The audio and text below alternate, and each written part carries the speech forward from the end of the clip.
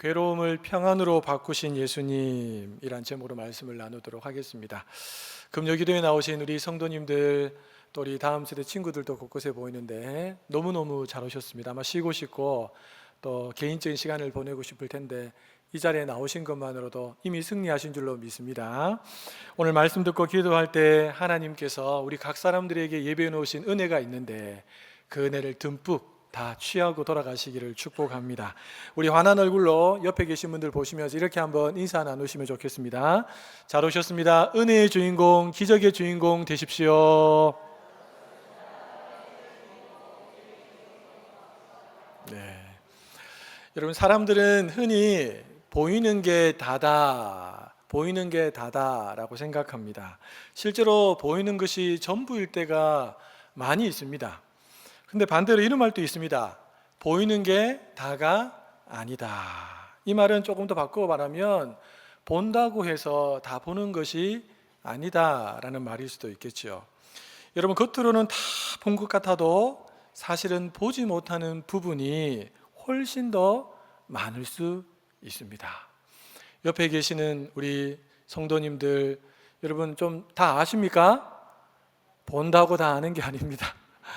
몇십 년 동안 교제를 나누어도 다 알 수 없습니다. 우리가 한 이불을 덮고 자는 부부 관계도 다 안다고처럼 느껴지는데 간혹 깜짝깜짝 모르는 모습이 나와서 놀랄 때가 있지 않습니까?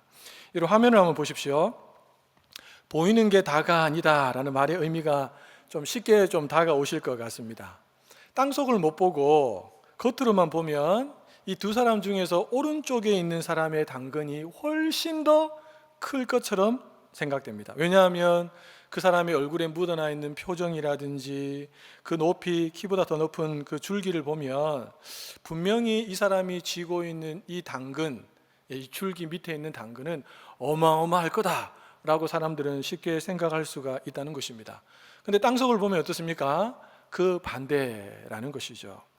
여러분, 이런 경우는 정말 허다하게 우리 주변에서 흔히 경험할 수가 있습니다. 그림을 내리셔도 됩니다. 앞서도 말씀드렸지만 특별히 사람을 볼 때 그런 경우가 참 많습니다. 겉모습만 보고 야, 정말 대단한 사람이다, 정말 멋진 사람이다 라고 생각했는데 막상 가까이 다가가서 이야기를 나누고 교제를 나누다 보니까 정말 대단한 사람은 아니구나 라고 생각이 바뀔 때가 많다는 것입니다. 또 반대인 경우도 참 많이 있습니다. 여러분, 사람은 두 종류의 사람이 있다고 합니다. 껌 같은 사람이 있고 그 다음에 햇살 같은, 찐살 같은 사람이 있다고 합니다. 여러분, 껌 같은 사람은 어떤 사람입니까? 처음에 만나면 얼마나 달콤하고 기분을 좋게 하는지 모릅니다. 근데 시간이 지나갈수록 단물이 빠지고 껌의 탄력도 사라지면서 흐느적 해버리는 그런 관계의 사람이 있는 반면에 찐살처럼 씹으면 씹을수록 더 고소하고 기분을 좋게 해주는 그런 사람들도 있다는 것입니다. 저는 우리 성도님들이 처음은 껌과 같고 뒤로 갈수록은 찐살과 같은 그런 사람들 다 되시기를 예수님의 이름으로 축복합니다. 여러분, 사람만 그런 게 아니고 사람들이 살고 있는 그 가정도 그렇습니다. 저 가정은 아무런 문제 없이 너무너무 잘 지낼 것처럼 여겨지는데 조금만 들여다보면 이런 문제 저런 문제로 참 많은 사람들이, 가족들이 괴로움을 겪고 있다는 것을 발견할 때가 종종 있습니다. 물론 반대일 경우도 있습니다. 야, 저 가정은 영 아닌데 라고 생각했는데 의외로 가족들이 하나 되고 화목된 모습을 보여주는 그런 가정들도 있더라는 것이죠. 그러니까 우리는 내가 보고 경험한 것만 가지고 쉽게 누군가를 판단하면 안 됩니다. 그러면 얼마든지 우리는 실패하고 실수할 수 있습니다. 근데 문제는 뭐냐 하면 사람은 외모를 보고 하나님은 중심을 보십니다. 우리 중에 중심을 볼 수 있는 사람은 아무도 없습니다. 다 외모만 보지 않습니까? 겉모습만 보지 않습니까? 그러니까 여러분, 쉽게 판단하지 않는 것만으로도 우리가 충분히 이 땅을 살아가면서 지혜로운 삶이다라고 여길 수 있습니다. 오늘 본문에는 이름이 전혀 밝혀지지 않은 한 여인이 등장합니다. 겉으로 보면 이 여인은 너무나도 평범한 여인처럼 보입니다. 그러나 그 삶을 조금만 면밀히 들여다보면 이 여인은 너무나도 큰 괴로움 속에 살고 있는 사람이다라는 것을 알 수 있습니다. 여러분, 이 여인은 12의 혈루증 많이 들어보셨죠? 그렇죠? 12의 혈루증이라고 하는 무섭고 아픈 밧줄에 꽁꽁 묶여서 매일매일을 고통 속에 살아갔던 여인이었습니다. 더 안타까운 것은 뭐냐 하면 12해 동안 이 혈루증에 걸려 있는데 그 괴로움이 이제 끝난 것이 아니고 현재도 진행형이었다는 것입니다. 언제 끝날지 모르는 그런 상황 가운데 있는 여인이라는 것이죠. 우리 중에도 겉모습은 멀쩡한데 겉모습과는 달리 오랜 시간 어떤 문제의 밧줄에 묶여서 괴로움을 겪고 있는 분들도 있으리라고 생각합니다. 사람들은 다 몰라줘도 우리 주님은 익히 다 알고 계시는 줄로 믿습니다. 그분에게 특별히 우리 주님께서 야, 너 정말 오늘 이 밤에 잘 나왔구나, 정말 잘 나왔구나 라고 말씀하실 줄로 믿습니다. 여러분, 오늘 이 밤에 어떤 괴로움이든지 상관없습니다. 괴로움의 크기든 괴로움의 길이든 전혀 상관없이 우리가 이 괴로움을 가지고 주님 앞에 나왔다는 것 자체만으로도 하나님은 기뻐하실 줄로 믿습니다. 더 나아가서 우리가 이것을 주님 앞에 가지고 나갈 때, 믿음으로 행하면서 가지고 나갈 때 오늘 이 밤에 괴로움이 평안으로 바뀌는 놀라운 은혜가 우리 가운데 임할 줄로 믿습니다. 이런 마가복음 5장은 제가 개인적으로 너무 좋아하는 장입니다. 영적으로 조금 침체기를 걷거나 마음이 힘들고 어려울 때 제가 가장 펼쳐서 먼저 읽는 성경이 마가복음 5장입니다. 왜냐하면 이 장은 제가 캠퍼스에서 대학생들을 섬길 때 처음으로 설교할 기회가 있었는데 이 본문을 가지고 제가 설교를 했었거든요. 그래서 설교를 준비하면서 은혜를 너무 많이 받았기 때문에 제 안에 믿음이 흔들리거나 어려움이 찾아올 때 이 마가복음 5장을 펼쳐서 읽으면서 다시 힘을 얻는 장이 바로 마가복음 5장입니다. 마가복음 5장은 별명이 있습니다. 여러분 잘 못 들어보셨을 텐데 회복장이라고 하는 별명이 있습니다. 회복장. 어떤 회복이 이루어졌을까요? 제일 먼저 군대 귀신 들린 사람, 우리가 잘 아는 거라사 광인이라고 합니다. 2,000마리가 넘는 그 돼지떼에 들어가 있었던 그 귀신, 어마어마했죠. 그 사람이 회복되는 모습이 제일 먼저 마가복음 5장에 나옵니다. 두 번째 회복은 바로 오늘 우리가 읽었던 본문에 등장하는 12년 동안 혈루증에 걸려서 괴로움을 겪고 있던 이 여인이 회복되는 모습이 마가복음 5장에 나옵니다. 마지막으로는 우리가 또 잘 아는 야이로, 회당장 야이로의 딸이 죽어가고 있었는데 시간이 지나서 예수님 오시기 전에 죽어버렸습니다. 근데 그 아이가 살아나는, 다시 말하면 회복되는 기적의 역사가 나타나는 것이 바로 마가복음 5장입니다. 그래서 마가복음 5장의 별명이 뭐라고요? 회복장이라는 것입니다. 우리 성도님들도 혹시 뭔가 회복돼야 될 중요한 문제가 있다면 이 마가복음 5장 전체를 묵상하시면서 우리 예수님이 얼마나 강력한 능력을 쥐고 계시고 어떤 문제든 다 해결할 수 있는 놀라운 분이란 사실을 기억하시면서 회복을 맛볼 수 있기를 바랍니다. 중요한 사실은 이 모든 회복의 중심에 누가 계셨다고요? 예수님이 계셨다는 겁니다. 예수님.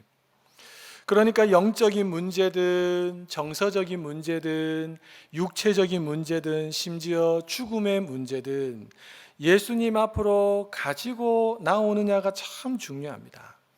우리 주님을 만난 사람들 중에, 특별히 믿음을 가지고 주님 앞에 나온 사람들 중에 회복을 경험하지 않고 돌아간 사람은 단 한 사람도 없었습니다.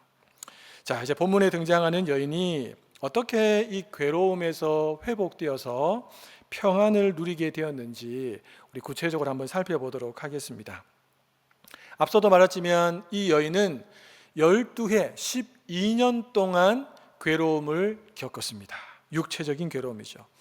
여러분, 당시에 이 혈루증은 몸이 아픈 문제로 끝나는 병이 아니었습니다. 레위기 15장에 가시면 유출병이라고 해서 나오는데 이 병에 걸리면 사람들이 부정한 자, 몸에서 피가 나오니까 부정한 자로 여겼습니다.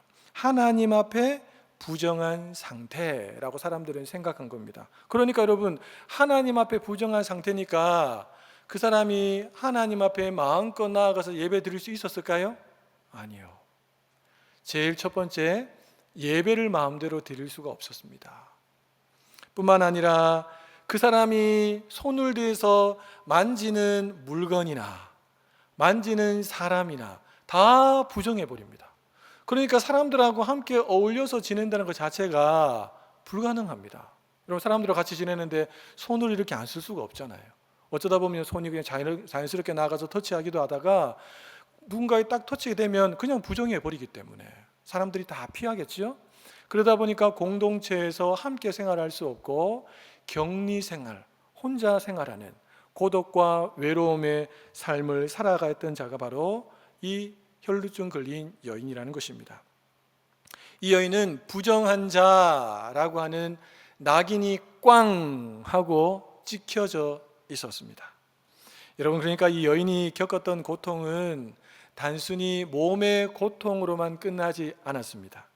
관계의 고통, 더 나아가서 하나님과의 관계도 단절되는, 영적으로도 완전히 막혀 있는 그런 상태에 놓여 있었던 사람이 바로 이 여인이었다는 것입니다. 그것도 무려 12년 동안을. 특별히 오늘 본문 26절에 보시면 이 여인이 많은 의사에게 많은 괴로움을 받았다. 여러분, 의사는 우리에게 괴로움을 주는 존재가 아닙니다. 우리의 괴로움을 낫게 해주는 역할을 하는 사람이 의사인데, 이 많은 의사에게 많은 괴로움을 받았다라고 말합니다. 여기서 이 괴로움이라고 하는 단어는 제가 원어를 찾아보니까 단순한 통증이 아닙니다. 인간의 존엄이 완전히 훼손되는 그 정도의 고난이라는 것입니다. 여러분, 인간의 존엄이 완전히 훼손되는 고난, 여러분 뭐가 떠오르십니까? 저는 독일이 유대인들을 학살할 때 가스실에 집어넣고 인간의 존엄을 완전히 짓밟아가며 죽였던 것들이 제일 먼저 생각났습니다. 전쟁의 포로들을 전혀 인격적으로 대하지 않고 무자비하게 대하는 모습, 그런 고통을 이 여인이 지금 느끼고 있었다는 것입니다. 그리고 많은 의사에게라는 말을 통해서 이 여인이 한두 명의 의사를 찾아 나선 것이 아니고 자기 몸이 낫기 위해서 저 사람이 용하다 하면 그 사람에게 찾아가고 또 저 멀리 그 사람 또 괜찮다 하면 그 사람에게도 찾아가기도 하고, 그러면서 여러분, 물질적인 손해, 에너지적인 손해, 찾아가서 낫지 않았으니까 심리적인 타격, 허탈감, 상실감, 이런 것들을 끊임없이 12년 동안 겪었던 여인이 바로 이 여인이었다는 것입니다. 이런저런 방법을 다 써봤지만 조금이라도 나아야 되는데 다 써봤는데 조금도 낫지 않는, 얼마나 마음이 괴롭고 힘들었을까요? 제가 예전에 얼굴 쪽이 조금 진통이 좀 있어갖고 한의원을 찾아갔습니다. 그러니까 한의원 의사가 이런 거 내가 너무 잘하는 병이라고 걱정하지 마라고 하시면서 얼굴에다가 막 아프게 막 침을 막 놓더라고요. 근데 나중에 안 나았어요. 시간이 지났는데 더 안 좋아지는 거예요. 그래서 병원에 가니까 의사 선생님이 이거는 이런 병입니다 하면 약을 딱 주는데 그 약을 먹고 그 다음날 되니까 다 나아버렸습니다. 여러분, 돌팔이 많습니다. 돌팔이 만나면 계속 고생합니다. 사랑하는 여러분, 현대의학이 날로 발전되어져 가고 있습니다. 심지어 이제 몇 년 후면 과학계에 있는 사람들, 의학계에 있는 사람들이 하는 말이 우리가 죽지 않고 살 수 있다라고 할 정도로까지 의학이 지금 발전하고 있습니다. 괴로움을 당한 사람들의 수는 과학이 발전하면서 줄어들었을까요? 늘어났을까요? 줄어들었으면 제가 말을 하질 않겠죠. 이상하게 현대의학은 계속 발전하는데 괴로움을 당하는 사람들 갈수록 늘어나고 있습니다. 여러분, 다른 나라도 볼 것 없이 우리나라만 해도 계속해서 늘어납니다. 말 못할 가정의 문제, 관계의 상처, 경제적인 궁핍으로 염려와 불안과 두려움과 우울감에 시달리는 사람들이 갈수록 늘어나고 있대요. 갈수록. 여러분, 우리나라의 우울증 환자가 얼마 정도 될까요? 우리나라의 우울증 환자가, 제가 5년치 통계를 한번 봤는데 해마다 7.6% 정도 계속 늘어나고 있습니다. 2024년도 통계에 보니까 우리나라에, 그러니까 병원을 방문해서 당신 우울증이 있습니다 라고 진단받은 사람이 110만 명입니다. 110만 명. 110만 명이면 울산 전체 인구보다 많습니다. 쉽게 말하면 우리나라 전체로 봤을 때 울산이라고 한 도시에 살아가는 모든 사람들이 우울증이다 라고 생각하시면 됩니다. 그리고 우리나라 국민 전체를 봤을 때 50명 중에 1명이 우울증입니다. 오늘 이 자리에도 50명 넘게 오셨는데, 그리고 이 자리에도 계십니다. 2분 계십니다. 여러분, 우울감으로 병원에 찾아간 사람들만 이 정도고 병원을 찾지 않는 사람들까지 포함하면 어떻게 될까요? 50명 중에 1명일까요? 아닙니다. 제 생각에는 20명 중에 1분 정도 될 것 같습니다. 갈수록 그 숫자가 더 늘어납니다. 그래서 누군가가 이렇게 말합니다. 대한민국은 마음이 병든 나라다. 경제적으로는 훨씬 더 부강해지고 군사적으로도 엄청나게 강해지고, 그렇지만 마음이 병든 나라가 대한민국이다. 사랑하는 성도 여러분, 그러니 할 수만 있다면 성도님들을 만날 때, 가족들을 만날 때 더 서로 존중해 주시기를 부탁합니다. 누가 우울증이 있는지 모르잖아요. 본인이 드러내지 않는 이상 겉모습 보고 우리는 절대로 판단할 수 없습니다. 그러니까 만나면 그 사람이 뭔가 좀 힘들어 보이면 여러분 좀 위로 한마디 해주시면 좋겠습니다. 집사님, 제가 집사님 위해서 꼭 기도할게요. 집사님 잘 이겨낼 수 있을 겁니다. 위로 한마디, 격려 한마디 잘하고 계십니다. 이런 격려 한마디만 해줘도 마음의 우울감이 찾아왔다가 그 반짝반짝 빛나는 격려와 위로와 칭찬과 이런 것 때문에 빛이 비춰지면서 어둠이 떠나가 버리는 겁니다. 또 더 할 수 있다면 우울감에 시달리는 분들을 여러분 보시면 이분이 지금 마음이 많이 힘드시겠구나 라고 느껴지면, 집사님 제가 그냥 한번 안아드려도 될까요? 라고 하면서 여러분 그냥 한번 이렇게 한번 안아만 주십시오. 이성지간이 안 됩니다. 이성지간 절대로 안 됩니다. 제가 우리 성도님 중에, 여성도님 중에 안아드리는 분들이 계십니다. 80 후반에서 90 초반 되신 우리. 이번에도 대신방 때 우리 권사님들 만나서 일어나기도 힘드시잖아요. 권사님 제가 안아드릴게요. 이렇게 안아주니까 아이고 목사님 좋습니다 이러시더라고요. 저한테 안기고 싶으시면 빨리 나이를 드시든지. 여러분, 당시 율법상 이 여인은 절대 군중 속으로 들어가서는 안 되는 사람이었습니다. 여러분, 군중 속으로 들어간다는 것은 내 의도와 상관없이 터치가 이루어진다는 겁니다.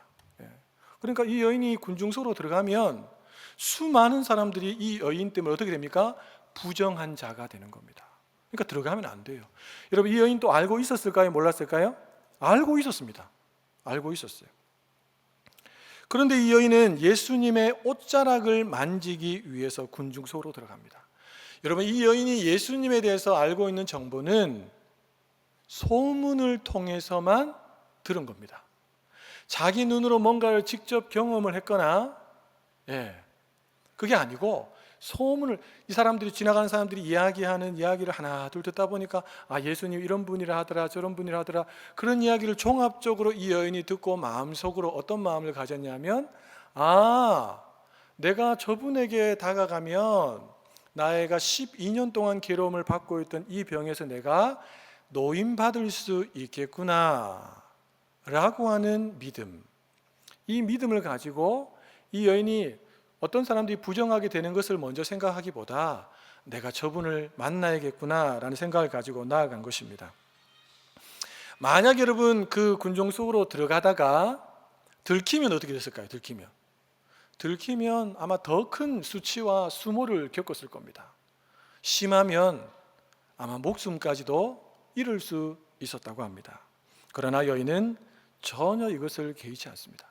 아마 자기 인생의 마지막 기회, 내가 여기서 예수님을 만나지 못하면 나는 평생 이렇게 살다가 괴로움과 고통 속에 살다가 끝나버리는 인생이라고 하는 생각. 그래서 내가 오늘 반드시 예수님을 만나야 된다고 하는, 아니 만난 것도 필요 없고 그냥 저 예수님의 옷자락만 만지면 내가 나을 수 있겠다라고 하는 믿음, 이 믿음이 여인에게 있었던 것입니다. 여러분 28절 말씀을 우리 화면을 보시면서 같이 한번 읽어보겠습니다. 내가 그의 옷에만 손을 대어도 구원을 받으리라 생각함일러라. 여기서 말하는 구원은 영혼 구원이 아닙니다. 12년 동안 괴로움을 주고 있는 이 질병으로부터 노임받는 것, 이것을 구원이라는 말로 표현했습니다. 그러니까 여인은 내가 이 군중을 뚫고 들어가서 그 예수님의 옷에만 손을 대어도 덜 아프겠다라고 생각하지 않고 그분의 옷에만 손을 대어도 내가 완벽하게 낫겠다라고 하는 마음을 가지고 돌진한 것입니다. 여러분, 이런 생각한 것 자체가 대단한 겁니다. 대단한 생각입니다. 그렇죠? 더 대단한 것은 이 여인은 그 생각을 행동으로 직접 옮겼다는 것입니다. 만약에 여인이 예수님의 옷에만 손을 대어도 내가 나을 거야 라고 생각만 하고 아무런 시도도 하지 않았다면 어떻게 되었을까요? 우리 중등부 친구들도 있는데 어떻게 되었을까요? 아무런 일도 일어나지 않았을 것입니다.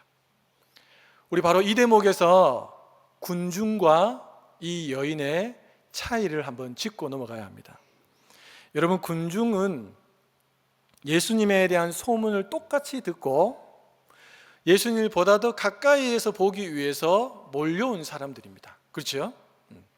그런데 이 군중들 속에 마음의 소원을 가지고 나온 사람이 있었을까요? 없었을까요?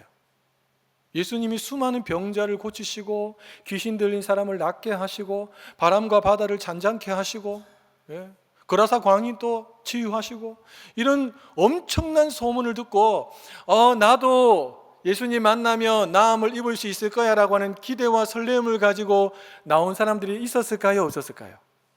있었을 것입니다. 그러나 그들은 군중에 휩싸여서 그냥 예수님을 계속 따라가기만 했습니다. 믿음을 가지고 예수님께 바로 앞에 있는데 나아가지 않았습니다. 생각으로는 예수님이 나를 고칠 수 있다라고 여겼지만 실제 행동으로는 그러지 않았습니다. 사람들의 눈치도 보이고 괜히 내가 이 많은 사람들 앞에서 내 문제를 오픈했다가 혹시라도 예수님이 안 고쳐주시면 어떡하지? 다양한 생각들이 막 머릿속에서 오갔을 겁니다. 사랑하는 성도 여러분, 저는 말씀을 묵상하면서 이 모습이 내 모습이구나 라는 생각이 들었습니다. 말씀 붙들고 끈질기게 기도하면 하나님이 들으시고 내가 구한 것보다 더 좋은 것으로 응답하신다는 생각은 있는데, 또 말씀 붙들면 길이 열린다라고 하는 생각은 있는데 정작 내가 기도의 자리로 더 깊이 나아가고 있는가? 내 삶의 현장에서 정말 그 생명처럼 여기는 그 말씀을 내 가정에, 나의 개인의 삶에 옮겨놓고 있는가? 나는 그냥 생각만 하고 있지는 않은가? 사랑하는 성도 여러분, 괴로움을 평안으로 바꾸려면 생각만 해서는 안 됩니다. 예수님께 시선을 고정하고 이런 방해 저런 방해를 뚫고 그 앞으로 나가셔야 합니다. 앞으로 나가는 것이 부담스러우시다면 오늘 본문에 등장하는 이 여인처럼 예수님 뒤로 오셔도 됩니다. 중요한 것은 앞으로 왔느냐 옆으로 왔느냐 뒤로 왔느냐가 중요한 것이 아니고 예수님에 대한 분명한 믿음을 가지고 나아왔느냐라는 것입니다. 여러분, 회당장 야이로를 보십시오. 야이로 입장에서 이 여인이 굉장히 지금 불편한 존재입니다. 예수님이 풍랑을 건너서 그라사 광인을 고치시고 땅에 딱 도착했을 때 제일 먼저 달려온 사람이 누굽니까? 야이로입니다. 야이로는 회당장이라고 하는 직함이 있는 것처럼 존경받는 덕망이 있는 그런 사람이었습니다. 그런데 이 야이로에게 어떤 문제가 있었습니까? 자신의 12살 된 딸, 이 12살 된 딸이 지금 시름시름 앓고 있는 겁니다. 나름 이런저런 방법을 많이 썼겠지만 전혀 회복될 기미가 보이지 않고 이제 막 거의 죽어가고 있는 겁니다. 그때 예수님에 대한 소문을 들은 겁니다. 예수님이 오셨다. 그러니까 회당장 야이로가 얼마나 급하게 예수님 앞에 달려나갔을까요? 달려나갔다는 것은 예수님이라면 내 딸을 죽음의 위기 속에서 건져낼 수 있다라고 하는 생각을 가졌다는 겁니다. 그렇죠? 그것을 우리는 믿음이라고 하죠. 근데 생각 속에 있던 그 믿음이 어떻게 드러났는가? 예수님 앞으로 달려나와서 예수님을 만나는 순간 그 앞에 그가 무릎을 꿇습니다. 그리고 주님, 제 딸이 지금 죽어가고 있는데 제발 제 딸을 좀 살려주십시오. 예수님이 회당장 야이로의 믿음을 보셨어요. 그래서 가자라고 하면서 회당장 야이로와 함께 또 많은 무리와 함께 회당장 야이로의 집으로 가고 있는 중에 누가 나타났다고요? 똑같이 12년 동안 이 여인은 고통을 겪고 있던 여인이 나타난 것입니다. 사랑하는 성도 여러분, 오늘 다른 거 다 잊으셔도 됩니다. 딱 한 가지만 기억하시면 좋겠습니다. 주님은 우리 생각 속에 있는 믿음이 아니라 생각 속에 있는 믿음이 우리의 행동으로, 삶으로 드러나기를 원하신다는 것입니다. 놀라운 것은 여러분, 이 여인이 예수님의 옷자락에 손을 딱 대는 순간 혈루의 근원이 곧 말라서 병에서 나았다는 것입니다. 이야, 어떻게 이런 일이 일어날 수 있단 말입니까? 어떻게? 여러분, 이 여인이 예수님과 어떤 교감이 있었습니까? 회당장 야이로처럼 그 앞에 무릎을 꿇고 주님, 제가 12년 동안을 너무 큰 괴로움을 겪었는데 주님, 저를 좀 고쳐주십시오라고 하는 교감이 있었습니까? 전혀 없었습니다. 예수님께 단 한마디 말도 하지 않았어요. 그냥 나와서 뒤에서 그냥 옷자락을 탁 만진 겁니다. 근데 나아버렸어요. 여러분, 구약에 보시면 이와 유사한 사건이 나옵니다. 이 사건을 통해서 우리는 이 여인이 왜 이렇게 행동했는지 이해할 수가 있습니다. 열왕기하 13장에 가보면 한 특별한 사건이 나오는데, 사람을 장사하다가 그 시체를 우리가 잘 아는 엘리사 선지자 아시죠? 엘리사 선지자의 묘실에다가 들이메어 던졌습니다.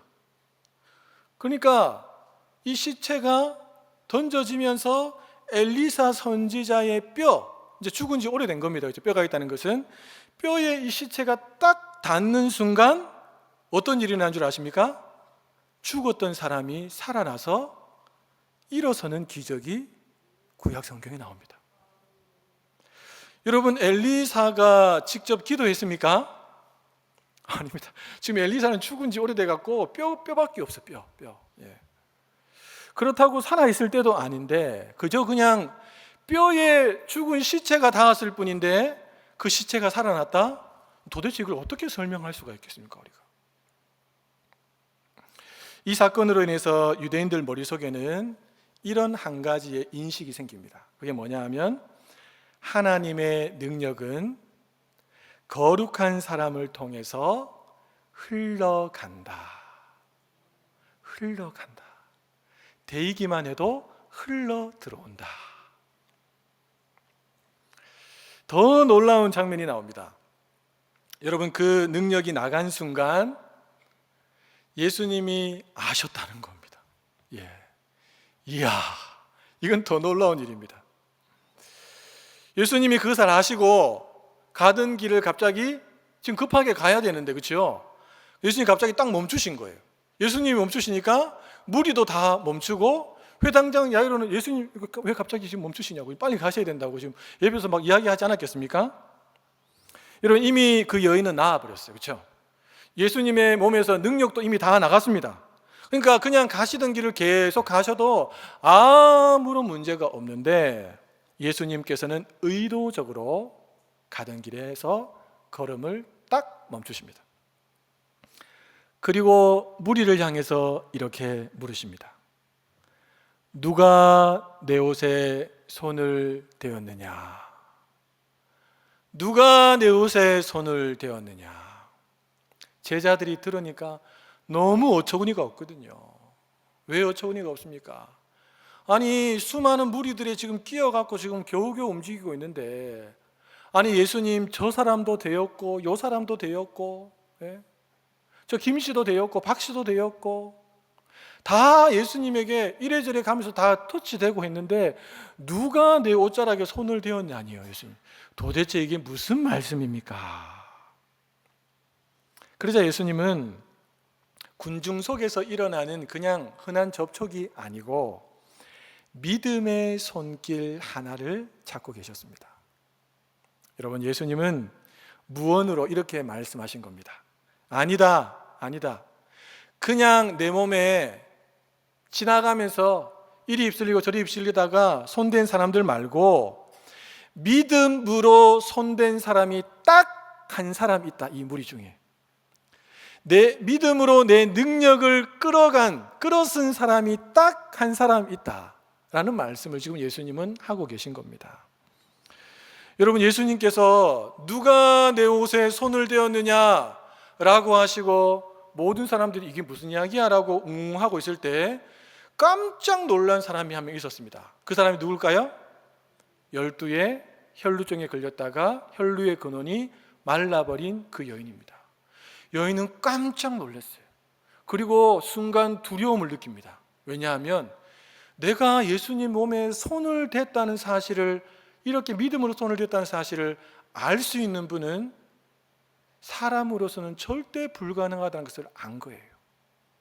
그래서 예수님이 얼마나 대단한 분이신지를 다시 한 번 더 이 여인이 깊이 있게 깨닫게 된 겁니다.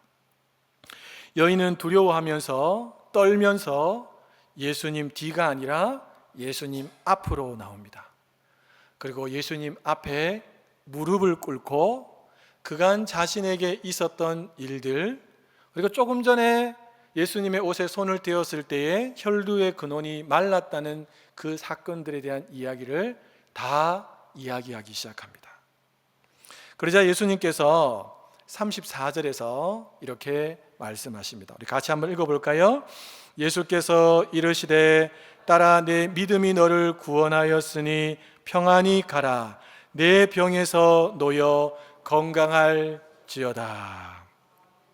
예수님은 예수님의 능력을 몰래 취해간 여인을 꾸짖지 아니하시고, 왜냐하면 예수님은 그녀의 그동안의 괴로움과 그녀의 믿음을 다 보셨기 때문에 그렇습니다. 예수님은 그 여인을 향해서 뭐라고 부르십니까? 딸아, 딸아. 아주 친근하게 예수님이 그 여인을 부르십니다. 그리고 이렇게 말합니다. 평안히 가라. 평안히 가라. 여기서 평안은 에리에네라고 하는 단어인데 하나님과의 관계가 회복된 평안을 말합니다. 그러니까 예수님은 이 여인의 병만을 고치고 돌려보낼 수 있었지만 그렇게 하지 않으시고 공개적인 자리에서, 수많은 무리들이 보는 그 자리에서 이제 너는 하나님과의 관계가 완전히 다 회복되었다 라고 하는 선언을 해주신 것입니다. 그러니까 여인의 삶도 완전히 회복된 것이죠. 놀라운 능력에 이어지는 예수님의 놀라운 사랑의 이야기입니다. 우리는 여기서 중요한 질문을 한 가지 해야 합니다. 율법에 따르면 부정한 사람이 만지는 사람이나 물건, 모든 것들이 다 부정해져야 되는데 왜 예수님은 예외냐라는 것입니다. 이 질문을 통해서 우리는 예수님이 누구인지 조금 더 선명하게 알 수 있습니다. 사랑하는 여러분, 예수님은 모든 부정함보다 훨씬 더 크신 분이십니다. 부정함이 예수님을 더럽힐 수 없을 만큼 예수님은 완전히 정결하고 거룩한 분이시라는 겁니다. 마치 어두움이 빛을 이겨보려고 점점 더 강하게 다가오는데 빛 앞에 딱 서는 순간 어두움이 순식간에 다 사라져버리는 것처럼 부정함이 다가왔지만 전혀 부정함이 전해지지 않는, 오히려 정함으로 바뀌는, 부정한 사람까지도 정함으로 바꾸는 놀라운 능력의 예수님이라는 것을 오늘 성경은 우리에게 보여줍니다. 여러분, 이럴 수 있는 분은 누구밖에 없습니까? 하나님밖에 없습니다. 그러니까 예수님이 누구라는 것입니까? 예수님이 사람의 몸을 입고 이 땅에 오신 참 하나님 되심을 보여주는 것입니다. 사랑하는 성도 여러분, 참 하나님 되신 예수님은 자녀된 우리가 괴로움으로 고통 가운데 있을 때 우리가 믿음으로 나오면 평안으로 능히 바꿀 수 있는 분이십니다. 중요한 것은 이 사실을 진짜 실제로 믿고 예수님을 찾느냐라는 것입니다. 찾으면 그 능력을 오늘날에도 여전히 경험할 수 있지만 찾지 않으면 아무런 일도 일어나지 않습니다. 오늘 이 밤에 여러분, 군중의 자리에 머물러 있지 마시고 군중 속에 계시는 예수님을 향해 나아갔던 여인의 그 절박한 마음, 여인의 믿음을 품으시기를 예수님의 이름으로 축복합니다. 그리고 주님의 옷자락만 잡아도 낫겠다, 해결되겠다라는 심정으로 믿음의 손을 쭉 하고 뻗으시기를 부탁합니다. 그럴 때 우리 주님은 오늘 이곳에서 능력을 흘려 보내주시면서 딸아, 아들아, 너의 믿음이 너를 구원하였다, 평안히 가거라 라고 우리에게 동일하게 말씀하실 줄로 믿습니다. 그 은혜의 주인공, 그 기적의 주인공 되시는 우리 모든 성도님들 한 분 한 분 되시기를 예수님의 이름으로 축복합니다.